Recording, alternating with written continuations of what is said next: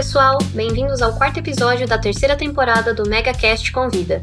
Eu sou Jade Stopapires, jornalista da Megawatt, e para esse episódio eu conversei sobre um tema bastante atual com o Ian Martins, CEO da Hathor Network, uma empresa de tecnologia blockchain fundada por engenheiros brasileiros.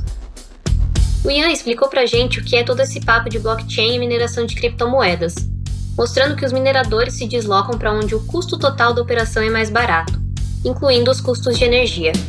Também discutimos temas atuais sobre sustentabilidade e energias renováveis no setor, incluindo iniciativas de Bitcoin verde. Espero que vocês curtam.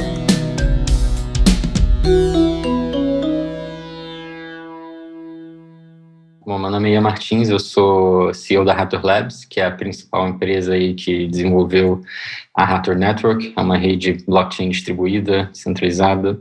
Sou engenheiro de computação, formado pelo IME no Rio de Janeiro, e desde 2018 a gente está nessa empreitada aí de ter iniciado a empresa e agora 3 anos já se passaram, mais de 1 ano e meio com a nossa rede pública rodando, é basicamente isso o resumo. Para começar, gostaria de pedir para você explicar um pouco sobre o blockchain, que é a área da atuação da Hathor Network, como que é, o que é, como funciona, para que serve. Claro, tem 2 palavras aí que o pessoal normalmente usa de forma, às vezes, intercambiável, mas tem Bitcoin e blockchain, né? Blockchain, basicamente, é a tecnologia por trás utilizada pelo Bitcoin. Bitcoin foi o primeiro que surgiu com essa arquitetura. Então, basicamente, blockchain é um sistema de arquivos distribuídos, descentralizados, no sentido que podem ser armazenadas diversas informações em uma rede global de computadores de forma imutável, né, sem um controle central.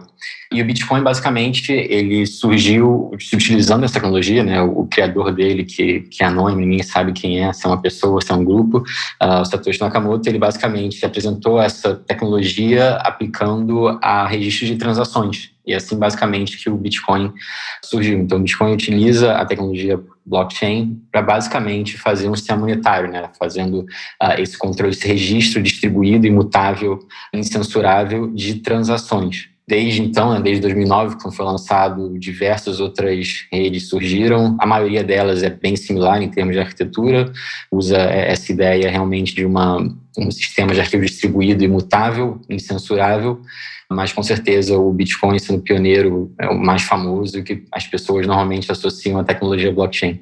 Mas tem bastante espaço para inovação nesse mercado, para novas tecnologias, e até mesmo nesse sentido que surgiu a Hathor, através do trabalho de doutorado do nosso CTO, Marcelo, e ele propôs uma arquitetura um pouco diferente, ainda se utilizando, digamos, de umas premissas básicas de rede de blockchain, mas com uma arquitetura um pouco diferente para resolver alguns problemas que a gente via nas redes de blockchain em geral, não só do Bitcoin, Ethereum e algumas outras também.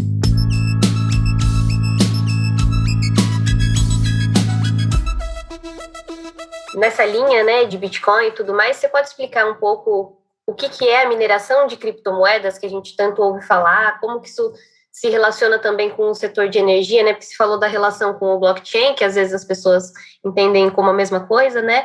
Mas como que funciona essa mineração e o que tem a ver com o setor energético mesmo? A mineração é basicamente o processo de criação de novas moedas, né? Então, no caso do Bitcoin, que é de novo o exemplo mais famoso que todo mundo discute, a mineração é o processo em que os mineradores eles colocam novos blocos na rede. Então, na média, o Bitcoin tem um novo bloco a cada 10 minutos, e em cada novo bloco desse são criada uma quantidade de Bitcoins. Essa quantidade varia com o tempo, atualmente está em 6,25 bitcoins, se não me engano, por cada bloco, ou seja, a cada 10 minutos, 6,25 novos bitcoins são criados, e é por isso que a gente chama de processo de mineração. Mas a cada 4 anos, basicamente, esse número diminui pela metade, né? Então, até o início do ano, mais ou menos, era 12,5, agora 6,25, e depois cai pela metade até que não vai ter mais mineração e a gente vai chegar na quantidade limite de bitcoins, que são 21 milhões de bitcoins. Então existe um limite, não é assim, infinito. Exato. Isso varia para cada projeto, né? Por exemplo, no Bitcoin existe esse limite, se não me engano, como a quantidade vai caindo, né? No início, a mineração encontrava, né, criava muitas mais moedas. Hoje em dia, cria uma quantidade menor. Então, se não me engano, já mais de 80% dos bitcoins aí, desses 20 milhões, já foram minerados, digamos assim. Mas, de novo, isso depende de cada moeda. Até no caso da Rato, por exemplo, a gente também tem a mineração. A gente também tem esse mecanismo que vai caindo pela metade a cada ano. Então, no primeiro ano era uma quantidade, no segundo ano pela metade, no ano seguinte pela metade, no outro ano de novo pela metade, mas depois continua a emissão constante, digamos assim, né? Não é que nem o Bitcoin que diminui para sempre até parar de minerar moedas, até parar de criar novas moedas. Mas, basicamente, a mineração, né, o trabalho que os mineradores têm que fazer, normalmente, quando você busca online, fala, a gente tem que resolver um desafio matemático super complexo. Não deixa de ser verdade, mas isso passa uma impressão um pouco errada, porque o que o minerador tem que fazer, na verdade, ele fica fazendo a mesma operação milhões de vezes, né? É basicamente esse trabalho do minerador. Então, ele tem basicamente o que a gente chama de um target, né? De um alvo que ele tem que achar, um número de dificuldade. Só que existem algumas funções matemáticas, né, que os computadores fazem, que a gente chama que eles são de uma única via, né? Eu consigo, dado uma entrada, eu consigo calcular qualquer resultado quando eu uso essa função, mas dado o resultado, eu não consigo voltar. Então, basicamente, o trabalho dos mineradores eles sabem qual é esse resultado que eles querem, mas eles precisam saber qual que é a entrada. E para eles saber qual que é a entrada, eles têm que ficar fazendo força bruta mesmo, essa mesma operação, essa função que é super simples e que já existe há muitos anos, não foi criada com, né, o Bitcoin nem nada, eles têm que ficar fazendo esse processo milhões e milhões de vezes até eles acharem aquele resultado esperado. Então, é basicamente isso o processo de mineração. Assim, quando a gente diz que é um desafio matemático super complexo, não deixa de ser verdade, porque eles levam tempo realmente para encontrar. Mas, por outro lado, também é super simples na ideia que é basicamente uma única operação que eles têm que ficar fazendo diversas vezes força bruta até realmente encontrarem o resultado esperado. E aí, quando eles encontram esse resultado esperado, né, que aí é o que a rede aceita, como tem um consenso da rede, aí, digamos assim, quando eles encontram o resultado esperado, aí sim eles podem, né, criar esse bloco e colocar e todo mundo na rede vai aceitar. Então, é basicamente uma corrida entre os diversos mineradores para quem vai achar esse resultado primeiro. E, de certa forma, não tem muito como otimizar no sentido de, eu vou tentar mudar um pouco né, como eu vou usar essa entrada assim, dessa função e tudo mais. É força bruta mesmo, não tem muito como fugir disso. Então, de certa forma, realmente é algo super complexo, mas ao mesmo tempo é simples. Entendi. O nome, então, mineração é bem apropriado, né? Exato, é parecido, digamos, mineração de ouro, né, que é algo que você usa bastante energia para extrair algo de valor. Além disso, também outro ponto interessante é quando são criados os blocos, quando o minerador encontra um bloco, né, além dos bitcoins são criados, eu já falei há pouco tempo, as transações estão dentro desse bloco, porque as transações que são propagadas na rede do Bitcoin, elas precisam estar dentro de um bloco para serem confirmadas. Então, os mineradores, quando eles vão fazendo esse trabalho intensivo de achar essa solução, eles, digamos, usam essas transações, elas fazem parte dessa entrada dessa função. Eles têm que usar um outro número, né, para ficar, digamos, alterando e ficar tentando ver se eles acham o resultado que a rede vai aceitar. Então, dentro dos blocos também tem as transações de Bitcoin e essas transações, elas normalmente pagam taxas para o minerador, né? Então, se eu quiser enviar um Bitcoin para você, eu posso não enviar taxa nenhuma, não colocar nenhuma taxa para o minerador, digamos assim, mas é muito improvável que algum minerador vá querer incluir essa nossa transação no bloco dele, porque o bloco de Bitcoin é digamos assim, um espaço escasso, né? Ele tem um limite, então os mineradores normalmente otimizam e tentam colocar as transações que pagam a maior quantidade de taxas para eles, né? E é por isso que quando a rede está super utilizada, né, sendo super utilizada, as taxas de transação sobem bastante, porque realmente o espaço no bloco de Bitcoin é finito, né, é limitado, e somente as transações com maior taxa acabam entrando. Então, existe essa corrida aí e aumenta as taxas de Bitcoin das transações. Você pediu, desculpa, para comentar também um pouco sobre como isso é relacionado à energia, né? Então, você ainda falou também de superutilização, né? Então, eu imagino que tenha, como você falou, é uma corrida, né? Então, eu imagino que tenha que utilizar bastante energia para ficar online, para poder fazer esse trabalho que você falou que é manual também, né? Assim, é aquilo. Basicamente, tem que ficar de força bruta computando diversas vezes uma função matemática e tentando achar o resultado esperado. Só isso, assim, é um processo, a gente fala que é super complexo, mas um pouco burro às vezes, porque é só ficar fazendo isso repetidas vezes. Mas esse processo realmente ele requer energia, né? Requer hardware para fazer isso. Então, quando o Bitcoin começou, em 2009, essa mineração ocorria nos próprios computadores, assim, seu laptop, meu laptop, eles faziam essa mineração, né? Então, a CPU do nosso computador fazia esse trabalho de ficar aplicando essa função e tentando encontrar o resultado esperado.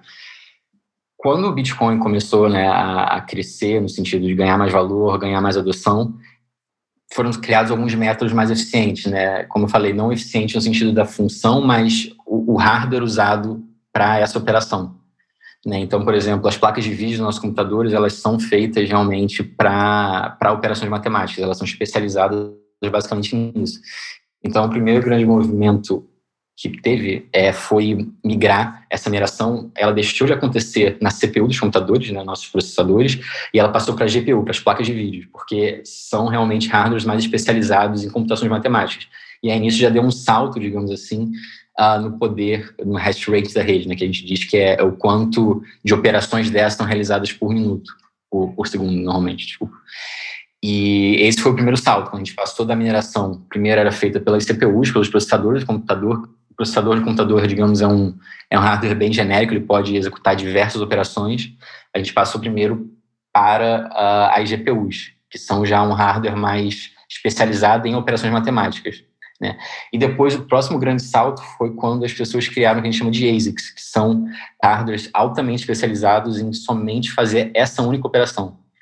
Então, um ASIC, que é usado pelos mineradores de Bitcoin, e hoje em dia, assim, você tem que minerar com ASIC, né? O poder de processamento de CPU e de placas de vídeo já são muito baixos para competir frente a esses outros. Ele faz somente uma operação. Ele é realmente um dispositivo super burro que só faz uma única operação, só que ele é altamente otimizado para fazer essa operação. Então, ele consegue fazer essa operação, nem sei agora, milhões ou mais de vezes por segundo. E dessa forma você consegue, claro, achar mais rápido a solução, né, para o resultado que você está esperando. Então, primeiro grande salto entre processadores para a placa de vídeo e depois para esses hardwares altamente especializados em fazer somente essa operação de mineração do Bitcoin. E, normalmente, para cada criptomoeda, que às vezes criptomoedas usam funções diferentes na mineração, para cada um tem que ter um hardware altamente especializado dele, né? Então, o Bitcoin tem um, o Ethereum tem outro, e diversas outras criptos. E é justamente isso, esse hardware, que faz o consumo de energia ser alto, e que o pessoal todo hoje em dia comenta, porque ele requer bastante energia para operar e ficar fazendo essas operações continuamente. Realmente é 24/7. Normalmente não param, só param quando dá algum defeito ou precisa de manutenção.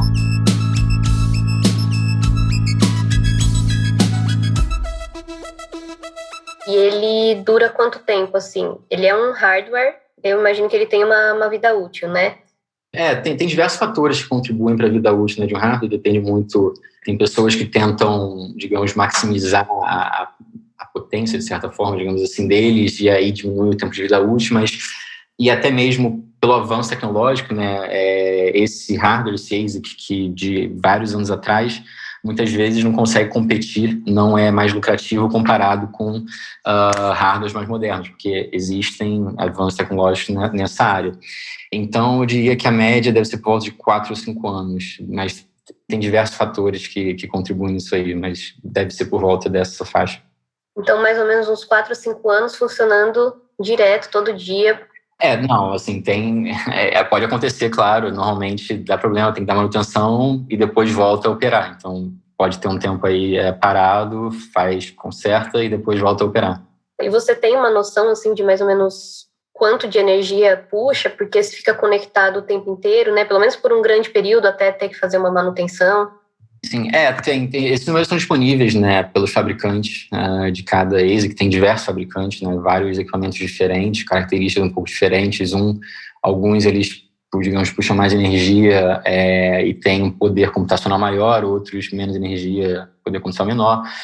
Tem eficiências também um pouco diferentes, mas assim, de cabeça, um deles, eu realmente não lembro a média, mas isso é uma informação que é fácil achar na internet. Tem, inclusive, sites que fazem uma calculadora de lucratividade de cada ASIC, dado o custo de energia. Então, legal, interessante. Isso é fácil de encontrar, se procurar Bitcoin, ASIC, mining, profitability, qualquer coisa assim, deve ser fácil de encontrar. Legal, é importante porque é um assunto latente, né, a questão da sustentabilidade e tal, tanto que hoje em dia tem algumas iniciativas de Bitcoin verde de incentivo para minerações de criptomoedas de uma forma mais sustentável, né? Eu vi que a Hathor, ela é uma das mais de 150 signatárias do Acordo Cripto Climático, né, que foi feito na onda do Acordo de Paris, do clima, e vocês lançaram recentemente a Hathor Green. Você pode falar um pouco sobre essa iniciativa, como ela funciona, os benefícios tanto para os mineradores quanto para o meio ambiente, né? E quais os resultados esperados?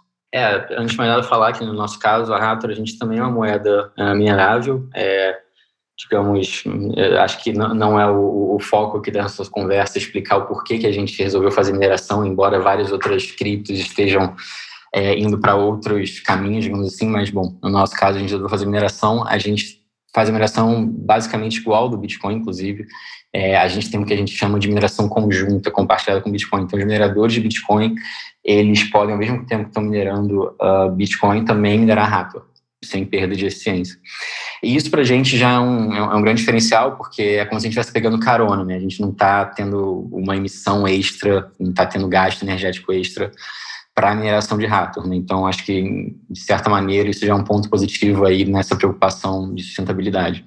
Além disso, como você falou, esse debate está super em voga e o acordo climático também de cripto que foi feito, basicamente busca tornar aí toda a mineração de cripto usando energias renováveis, se não me engano, até 2025, e depois também todo o mercado, de forma geral, tem emissão zero, neutra, até 2030. E, assim, independente, acho que se quem concorda ou não, se a energia fóssil deveria deixar de existir e tudo mais, acho que todos concordam que a gente utilizar energias mais limpas realmente é algo positivo. Tem todo o debate a qual custo e tudo mais, mas acho que utilizar energias limpas, todos concordamos que é uma coisa positiva e que deve ser perseguida. Então, é nesse sentido que a gente quis entrar nessa iniciativa. A gente vê que existe muita demanda do mercado, né? Quando a gente fala de adoção, casos de uso e tudo mais, de se preocupar em se associar, né, a criptos, a projetos com essa pegada, com essa responsabilidade. Então, foi muito nesse sentido que a gente resolveu não só assinar esse acordo, mas também lançou, como você falou, o Hathor Green, né, que a ideia é basicamente dar um incentivo extra, né, dar uma remuneração extra, digamos assim, para mineradores que possam comprovar o uso de energias renováveis, energias limpas. Então, basicamente, o que a gente quer é atrair mais desses mineradores verdes, digamos assim, para a nossa rede. E aí, como eu falei, né, isso é super importante, né, em todo esse movimento que existe hoje em dia de ESG e compromisso ambiental. Teve bastante, não procura, mas vocês conseguiram captar bastante mineradores verdes, digamos assim? Ainda estamos correndo atrás de atrair mais gente, mas é um processo longo, eu acho que e faz parte da educação, e agora ajuda muito todo esse clima, digamos assim, né, de toda a indústria estar falando dessa questão verde, então acho que isso vai nos ajudar a atrair mais gente.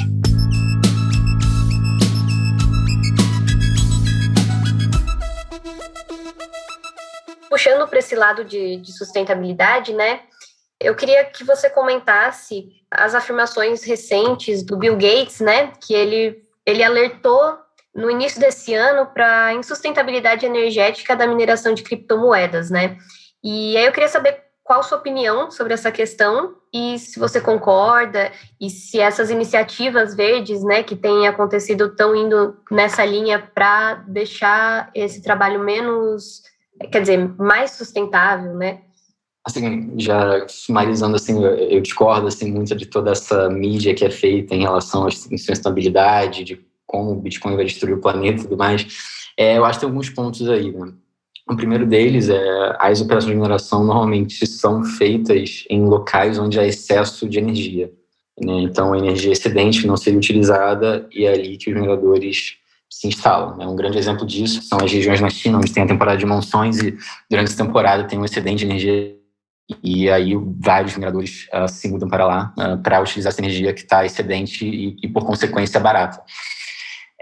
O segundo ponto também é que o uso de energia não necessariamente ele equivale, né, à emissão de CO2, né? A maior parte das críticas que fazem é em relação à emissão de CO2, não necessariamente o uso de energia, embora várias manchetes sempre falem Bitcoin está usando energia equivalente a, não sei, a Suécia ou a Argentina, coisa desse tipo, mas normalmente as críticas são voltadas mais à emissão, né, derivada dessa energia. E é importante nessa linha aí que a gente tem visto, né, vários mineradores migrando justamente para energias renováveis. Já existem estudos, tem alguns estudos que falam que 70% da rede do Bitcoin, né, da mineração, é por energias renováveis, energias limpas, outros já falaram 30%, então assim, não existe um consenso sobre isso, é difícil dizer, mas realmente não existe uma correlação direta entre o uso de energia e a emissão, necessariamente, porque tem que ver qual que é a matriz energética usada, e existe todo esse movimento atual de migração para o uso de energias limpas e renováveis. Então, acho que aí, durante os próximos anos a gente vai ver que a mineração de Bitcoin vai ser realmente algo que ainda vai consumir bastante energia, mas a emissão de carbono vai cair drasticamente. Entendi, é um caminho para uma sustentabilidade maior, né? Partindo de uma matriz mais limpa. Isso é um outro ponto também, é que muitos desses estudos que falam da sustentabilidade do Bitcoin e tudo mais, eles fazem uma análise do tipo, o Bitcoin processa, eu não tenho de cabeça o número, mas não sei quantas 100 mil transações por dia, gasta esse custo energético, então por transação tem um custo energético tal. E, se fosse fazer a rede Visa, né, a quantidade de transações que a rede Visa faz diariamente com esse mesmo custo energético, seria, então, um custo energético total, um número gigantesco, totalmente sustentável, né? O que acontece é que, assim, isso, para quem conhece Bitcoin, sabe que não é um cálculo que faz sentido, porque a rede, como eu falei, o bloco do Bitcoin tem um espaço finito, então, primeiro que as transações não vão crescer infinitamente, o número de transações que a rede do Bitcoin suporta. Inclusive, isso daí foi uma das coisas que o Marcelo se inspirou para um dos pontos, digamos assim, Marcelo se inspirou na tese da Hathor para resolver a questão de escalabilidade. Mas o que eu queria dizer o consumo de energia de Bitcoin não vai continuar crescendo indefinidamente causado pela adoção, né? Não é isso. Então, acho que essas contas que o pessoal faz normalmente comparando com outras redes, se a Visa tivesse o mesmo custo unitário por transação, né, que a rede do Bitcoin, seria algo catastrófico e tudo mais. Então, eu acho que essas alegações são bastante infundadas e normalmente são causadas porque as pessoas não entendem muito bem como funciona o Bitcoin, né, a mineração e tudo mais.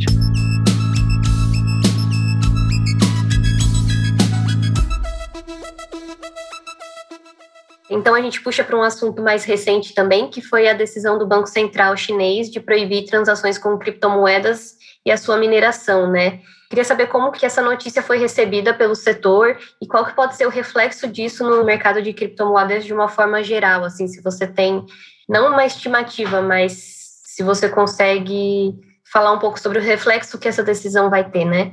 Assim, o primeiro ponto é essa notícia que o Banco Central proibiu a transação de criptomoedas. Isso foi mais um reforço que eles fizeram, digamos assim, né? É engraçado que a gente sempre brinca quando sai uma notícia dessa que, mais uma vez, a China proibiu criptomoedas, né? Porque não é a primeira vez. Então, é basicamente um reforço ou só falando a mesma coisa que já estava determinada. E, é claro, os mercados de cripto, principalmente, eles reagem muito mal a isso, mesmo sendo algo já conhecido, né? Quando essa última notícia saiu, os mercados desabaram e tudo mais. Em relação à mineração, isso realmente foi algo que quem é do mercado não estava esperando. Talvez quem é mais desse meio de mineração pudesse estar esperando, mas eu diria que o mercado em geral não estava esperando realmente esse movimento. E o impacto disso é realmente a migração em massa de mineradores, né? Porque realmente a China antes era o país que concentrava a maior quantidade de mineradores, e lá, aí sim, existia uma mistura muito grande entre fontes de energia, tanto fontes de energia renováveis, como eu falei, no caso aí do regime de monções, quando os mineradores se mudavam para as províncias, mas também, claro, existia muita mineração, né, carvão e outras fontes sujas. Mas é basicamente uma migração muito grande, um êxodo, digamos assim, né, de mineradores da China para outros lugares. Eu, sinceramente, pessoalmente, vejo algo como positivo, né? Primeiro, tirar essa concentração, digamos assim, de mineradores de um único país. Isso era algo, acho que ruim para esse mercado, concentrava muito poder, digamos assim, num único país, que, vez por outra, solta uma notícia e impacta todo mundo. E também migrar para outros lugares em que, potencialmente, as fontes de energia são mais limpas, né? Então, a gente vê agora muitos mineradores migrando até para os Estados Unidos, que eu acho que é algo não muito esperado, mas lá, claro, ainda tem um pouco da mineração suja, mas né, as políticas ESG lá são muito mais, estão muito mais em evidência e o pessoal realmente faz mais pressão para as empresas adotarem. E diversos outros países também que, né, na Ásia Central, outros lugares um pouco mais transparentes até, e fica mais fácil ter essa visibilidade do que se passa na rede dos mineradores. Então, assim, eu vejo isso como algo positivo para a rede em si. É claro que na época que teve esse banimento causou uma diminuição grande da capacidade computacional, no sentido do hash rate, como a gente chama, né, de mineração da rede Bitcoin, mas isso rapidamente vai ajustando e, se eu não me engano, se não voltou ainda ao mesmo nível que estava antes do banimento, já está bem próximo. Legal, e foi muito explicativo, né? Porque a gente vê essas notícias, a gente fica, meu Deus, a China, né, um país tão gigante, vai proibir isso, como que vai funcionar? A gente fica com aquela imagem de quebra, né? Talvez. O que da rede do Bitcoin é isso, né? É muito resistente. Então, né, a mineração foi proibida na China, agora os mineradores vão buscar outros lugares onde a energia é barata, como eu falei, normalmente energia excedente, para continuar a mineração. E a rede do Bitcoin, ela continua e se ajusta, digamos assim. É um ponto que eu não falei na questão de mineração, aquele processo de você tem uma função, você tem que achar um resultado. Esse resultado pode ser, digamos assim, mais fácil ou mais difícil de acordo com a capacidade computacional da rede, né? Então, o que acontece normalmente você tem vários mineradores, eles estão lá com uma dificuldade, né, e a cada 10 minutos, em média, eles conseguem achar a solução desse desafio aí matemático. Se você coloca mais mineradores na rede, normalmente esse tempo cai. Você tem mais mineradores, mais gente tentando achar esse desafio. O tempo para você achar a resposta, que em média tem que ser 10 minutos, ele cai. E a rede do Bitcoin, de tempos em tempos, ela se ajusta para essa dificuldade, né, do resultado que você tem que achar, ela ser mais alta ou mais baixo, dependendo da quantidade, né, como foi o histórico recente, né, se basicamente entrar mais minerador na rede, né, o tempo entre blocos, digamos assim, né, que é o tempo que você leva para achar essa resposta em média, vai diminuir, e aí depois a rede do Bitcoin ela vai se ajustar para essa dificuldade ser mais alta e retornar a média aí de 10 minutos. Né? Então é aquilo, a rede do Bitcoin é bastante resistente, né, resiliente, muitas pessoas que são seguidores do Taleb até gostam de usar, né, antifrágil, então isso é bem legal de ver. A mineração foi proibida na China, mas os mineradores estão indo para outros lugares, buscando energia barata, energia excedente, e a rede continua funcionando sem nenhum problema. Legal, então tem uma elasticidade maior aí também do sistema, né? Eu diria que os mineradores são, em parte, agentes econômicos racionais, então eles vão para onde os custos são mais baixos. Então eles vão buscar realmente onde a energia está mais barata. É claro que vários países, assim, na Europa realmente a energia normalmente é mais cara, então é por isso que, tirando alguns lugares, Islândia, alguns países nórdicos até, não existe muita mineração na Europa. A China era onde realmente tinha mais. Muita gente indo realmente para os Estados Unidos, mas é aquilo, eles vão em busca de onde tem energia barata, né? E é claro, a questão toda, né, de facilidade de fazer negócio, acho que também influencia nisso, né? Eu acho que, por exemplo, o Brasil tem energia barata, né, em alguns pontos, principalmente se você se instalar mais próximo às fontes geradoras, mas tem toda essa dificuldade, né, o custo do Brasil que a gente está acostumado, a gente conhece, então acho que até por isso que não existe uma grande operação de mineração no país. Eu não acho que seja necessariamente pelo custo de energia, eu acho que dependendo do local que você está, você pode ter custos realmente competitivos, mas é aquilo, eles vão colocar o custo todo, né, não só de energia, mas também o custo de operação e tudo mais. Então, na América do Sul, o Paraguai, se não me engano, tem algumas operações, né, até está do lado da Itaipu também, tem energia barata e um pouco mais facilidade, talvez, de fazer negócio.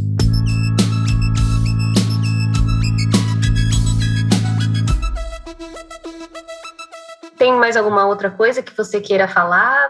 Não, acho que, como você falou, né, acho que o processo de mineração tem esse desconhecimento que as pessoas não entendem muito bem o que é feito. É complexo, mas ao mesmo tempo um pouco fácil, mas o que realmente acho que é muito complexo é esse debate em torno do uso de energia de Bitcoin, se é prejudicial ou não, né? Acho que isso daí é um tema, é um debate extra que daria para ficar horas e horas discutindo sobre o assunto, mas também é muito interessante. Só queria agradecer mesmo pelo convite, prazer falar sempre que quiser, é um assunto interessante e complexo, dá para ficar bastante tempo discutindo.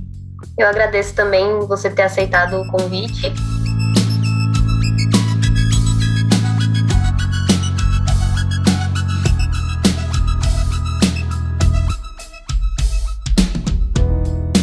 Esse Esse foi mais um episódio do MegaCast Convida. Até o próximo!